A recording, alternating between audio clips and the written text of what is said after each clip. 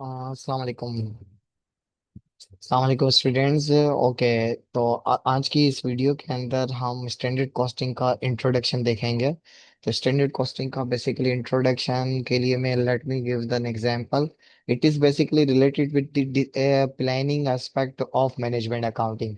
अच्छा, management accounting का planning aspects क्या था, इसको मैं एक मटेरियल की एग्जांपल से करूंगा। सपोज करें आपने प्लान किया हुआ था कि आपको ऑर्डर मिला 10,000 यूनिट्स का।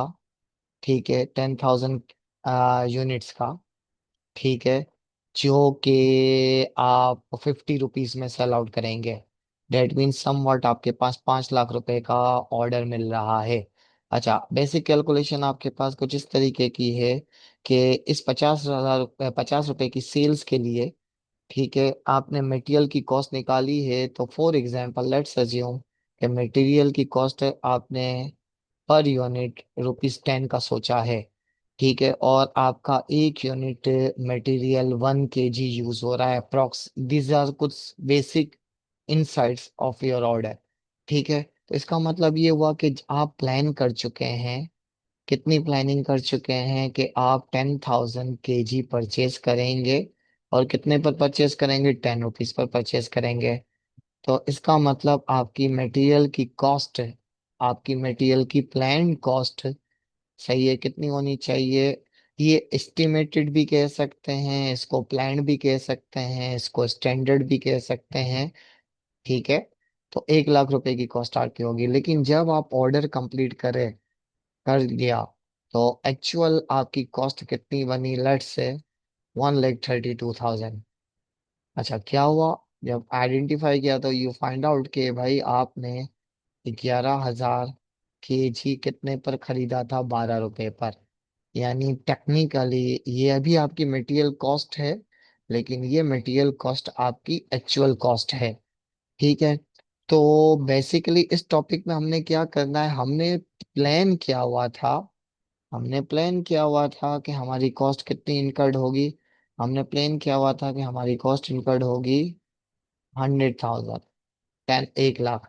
लेकिन हमारी एक्चुअल कॉस्ट कितनी हुई? 1,32,000, यानी 32,000 का नेगेटिव इफेक्ट आया है। अच्छा, इसको नेगेटिव क्यों कहेंगे? क्योंकि हमारी कॉस्ट इंक्रीज हो गई, और कॉस्ट अगर इंक्रीज होगी तो हमारा प्रॉफिट क्या हो जाएगा? डिक्रीज हो जाएगा। तो इस टॉपिक में हमें ये आइडेंटिफाई करना है कि इस 32,000 के नेगेटिव का रीजन क्या है। तो हम यहाँ पर दो रीजन आपको नजर आ रहे हैं, एक प्राइस और एक क्वांटिटी। तो अगर मैं आपसे पूछूं कि इसका मतलब मटेरियल प्राइस की वजह से कितना इम्पैक्ट आया और क्वांटिटी की वजह से कितना इम्पैक्ट आया आउट ऑफ 32, तो क्या हम ये कह सकते हैं कि 16,000 इसकी वजह से और 16,000 इसकी वजह से? तो ये जवाब बेसिकली टेक्निकली ये रोंग होगा। क्यों? क्योंकि हम इस डायरेक्टली नहीं कर सकते।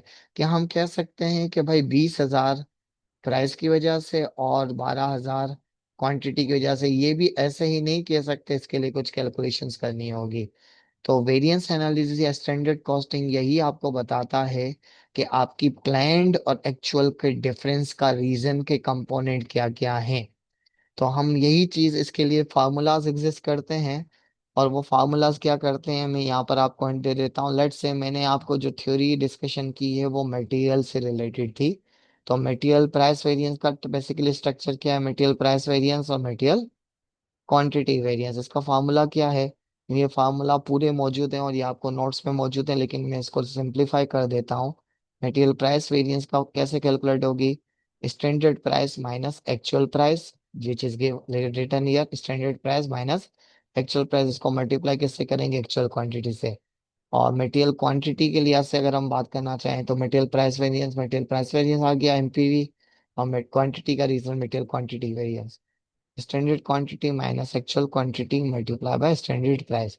इसी तरीके से यही चीज अगर मैं लेबर के केस में करूंगा, तो लेबर रेट वेरिएंस क्या होगा? Standard rate minus actual rate multiply by actual time. और standard time variance, standard time minus actual time, sorry, standard time minus actual time into standard rate. इस तरीके से। तो ये वेरिएंस की बेसिक लॉजिक है। हम यहाँ पर ओवरहेड वेरिएंस भी डिस्कस करेंगे, लेकिन इसके लिए अभी मैं वन वे वेरिएंस डिस्कस करूंगा कि स्टैंडर्ड ओवरहेड में से एक्चुअल ओवरहेड को माइनस कर देंगे।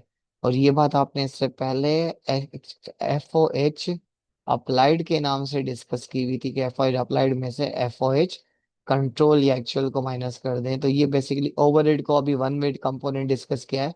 इसके भी दो कंपोनेंट है, और वो दो कंपोनेंट एक फिक्स FOH से रिलेटेड है और एक वेरिएबल FOH से रिलेटेड है।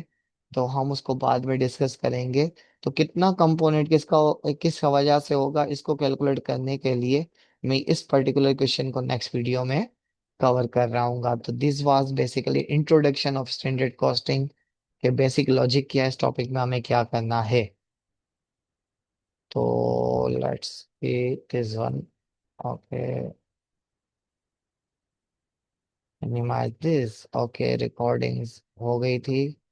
And meeting.